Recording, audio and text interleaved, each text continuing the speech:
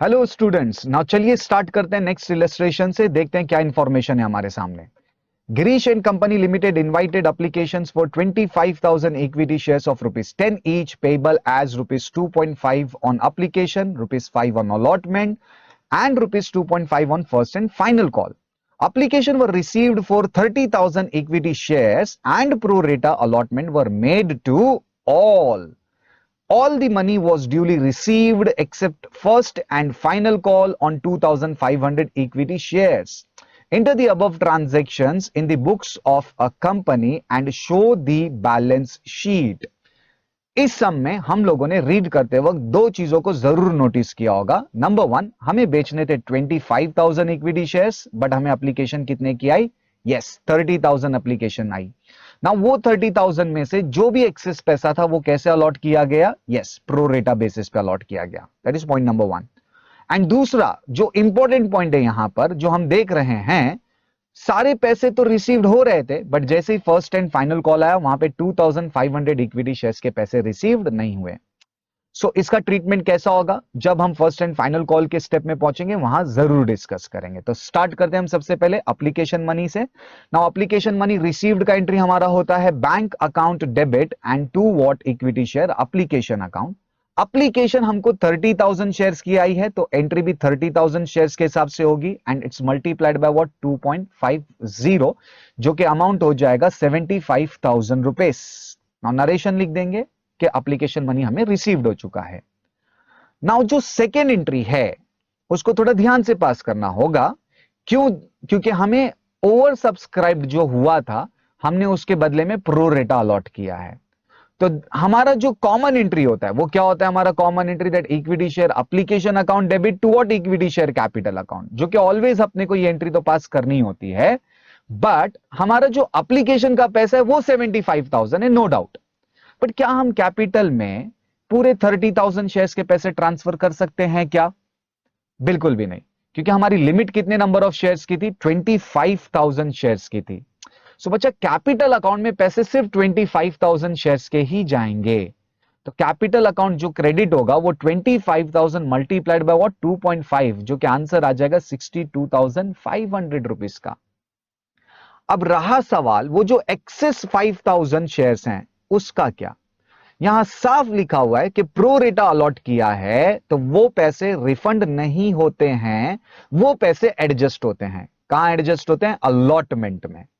सो adjust होते हैं means what, हम यहां पे एक और अकाउंट क्रेडिट करेंगे जिसका नाम क्या होगा? To equity share allotment account.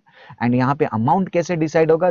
5,000 को हम 2.50 जो एक्सेस अमाउंट रिसीव्ड हुआ है उससे मल्टीप्लाई करेंगे, जो कि आंसर आएगा 12,500 rupees. And accordingly narration record करेंगे। नाउ अब जो नेक्स्ट स्टेप है हमारा वो है अलॉटमेंट का, जो कि 5 रुपया बोल रहा है। अब लेकिन अलॉटमेंट का जो पहला एंट्री ड्यू का होता है, उसे ड्यू करते वक्त पॉइंट टू बी रिमेंबर बच्चा, हम एंट्री 30,000 शेयर से नहीं पास करेंगे, 25,000 शेयर से पास करेंगे। क्योंकि जो भी एक्सेस अमाउंट आने थे वो सब का रहा कहां तक का? एप्लीकेशन तक। एप्लीकेशन में आए, उस 5,000 एक्सेस को एडजस्ट भी कर लिया, बट आगे सारे ट्रांजेक्शन कितने नंबर ऑफ शेयर से होंगे? 25,000 से। सो अलॉटमेंट ड्यू का जो एंट्री होगा वो क्या होगा? हमारा equity share allotment account debit to what equity share capital account. रहा सवाल अमाउंट का, 25,000 मल्टीप्लाइड बाय 5 हो जाएगा, जो कि आंसर कितना आएगा? 1,25,000 रुपीस। अब जो मनी रिसीव्ड का एंट्री होगा, जो कि एंट्री तो यही होता है कि bank account debit to what equity share allotment account. But क्या आज हमें 1,25,000 रुपीस रिसीव्ड होगा क्या? बिल्कुल भी नहीं। क्यों नहीं? क्योंकि एप्लीकेशन में जो तुमको एक्सेस अमाउंट यहां पे दिख रहा है 12,500 रुपीस का, जिसे हमने अलॉटमेंट में एडजस्ट किया था, सो अलॉटमेंट मनी रिसीव्ड होते वक्त जो भी ड्यू अमाउंट था 1,25,000 रुपीस, उसमें से वो 12,500 माइनस हो जाएगा, क्योंकि वो ऑलरेडी रिसीव्ड हो चुका है। सो माइनस होने के बाद हमारा अमाउंट क्या बैठेगा? Yes, 1,12,500 rupees. एंड नरेशन लिख देंगे। अब इसके बाद हमको क्या करना है? फर्स्ट एंड फाइनल कॉल पर चलना है। बट हमने फर्स्ट एंड फाइनल कॉल में एक बात को नोटिस किया था, जो कि था 2,500 इक्विटी शेयर्स के पैसे रिसीव्ड नहीं हो रहे हैं। सो अब इसका एडजस्टमेंट कैसे होना चाहिए? हम जो भी कॉल पर जाते हैं वहां पे ऑलवेज हम देखते हैं कि दो एंट्रीज होती है, एक एंट्री होती है ड्यू की और दूसरी एंट्री होती है रिसीव्ड की। अब बच्चा ये 2500 इक्विटी शेयर्स के पैसे जो नहीं मिल रहे हैं, इसका आइडिया हमको कब होगा?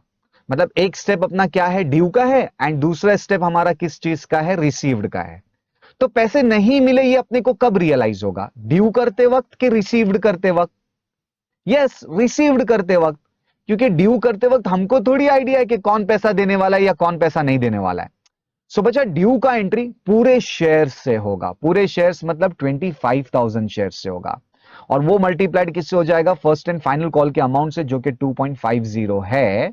सो हमारा एंट्री जो होगा, equity share first and final call account debit to what, equity share capital account, and amount यहां पे जो आएगा वो 25,000 मल्टीप्लाइड बाय व्हाट, 2.50, जो कि कितना हो जाएगा, 62,500 रुपीस। एंड नरेशन लिख देंगे। मतलब जो 2500 के पैसे नहीं मिलने, उसका इफेक्ट ड्यू में कुछ नहीं होगा। नाउ अब जो नेक्स्ट एंट्री पास करनी है हमें, वो कौन सी एंट्री पास करनी है, रिसीव्ड की एंट्री पास करनी है। नाउ रिसीव्ड करते वक्त जो हमारा कॉमन एंट्री होता था वो क्या होता था, bank account debit to what, equity share first and final call account. And first and final call का अमाउंट कितना है, 62,500 रुपीस। बट क्या आज की डेट में हमें पूरा 62,500 रुपीस रिसीव्ड हो रहा है क्या? नहीं, क्योंकि यहां पे सम में क्या लिखा हुआ है, 2500 इक्विटी शेयर्स के पैसे नहीं मिलने हैं। इसका मतलब यह है हमें सिर्फ और सिर्फ कितने नंबर ऑफ शेयर्स के पैसे मिलने हैं, 22,500 शेयर्स के पैसे मिलने हैं, और वो भी कितने रुपए, 2.50। तो 22,500 मल्टीप्लाइड बाय 2.50 करेंगे तो आंसर कितना आएगा, 56,250 रुपीस। ये पैसा रिसीव्ड हो चुका है। बट यार ये एंट्री तो टैली नहीं होता है, इसमें डिफरेंस आ रहा है। पता है डिफरेंस कितने नंबर ऑफ शेयर्स का आ रहा है, यस 2500। और वो भी डिफरेंस कौन सी साइड दिखाई दे रहा है, डेबिट साइड दिखाई दे रहा है। क्यों डेबिट साइड दिखाई दे रहा है, इस 2500 शेयर होल्डर्स ने आज की डेट में हमको पैसे नहीं दिए हैं। मतलब कंपनी को आज भी ये एक्सपेक्टेशन है कि ये पैसे फ्यूचर डेट पे रिसीवेबल होंगे। मतलब ये पैसे हमारे लिए क्या है, यस अरियर्स है। अरियर्स मींस आउटस्टैंडिंग है, एंड ये आउटस्टैंडिंग इनकम है, एंड ये आउटस्टैंडिंग इनकम हमारा असेट्स होता है, और assets always show debit balance. That's why वो डिफरेंस को डेबिट साइड में क्या नाम से रिकॉर्ड करेंगे, यस कॉल्स इन अरियर्स के नाम से रिकॉर्ड करेंगे। एंड अमाउंट कितना हो जाएगा, 2500 मल्टीप्लाइड बाय व्हाट, 2.50, जो कि 6250 रुपीस आ जाएगा।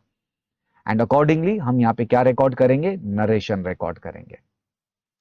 Now narration and entries pass करके सब कुछ हो चुका है, बट हमें सम में एक चीज इंपॉर्टेंट बोली गई है, जो कि क्या है, यस बैलेंस शीट है।